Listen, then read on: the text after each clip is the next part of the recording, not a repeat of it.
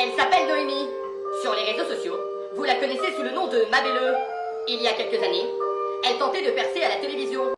Dans une émission baptisée la JLC Family. Un échec pour elle, une étiquette. Mais c'est sans compter sur la résilience.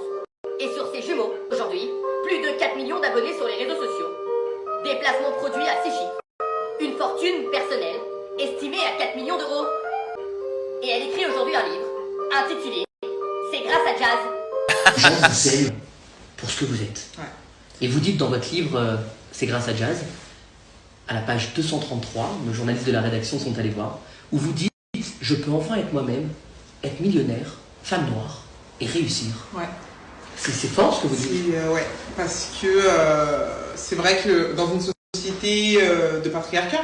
Merci d'avoir été avec nous, Noémie. Tu vas pas poster ça là? Alors c'est bien sûr une parodie de 7 à 8 présentée par le formidable Harry Roselmack que tu as faite.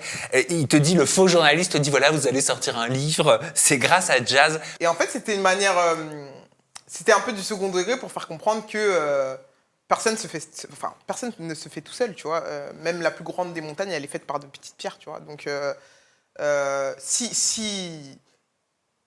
le truc c'est que c'est des choses qui lancent. Qui pousse à lancer des polémiques.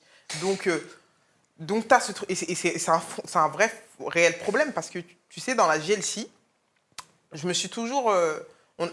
Comme Jazz a été confronté à ces gens-là restent avec toi pour ton argent, tu vois. Moi, j'ai été confronté à tu restes avec elle pour son argent. Exactement. Vous aviez la même chose, mais avec deux perceptions différentes. Voilà. Et en fait, le fait qu'elle le dise comme ça, combien même, je sais, elle devait être blessée, elle devait ne pas comprendre mon comportement et compagnie. Le fait qu'elle le dise comme ça, bah, en fait, ça sous-entend ce que les gens peuvent...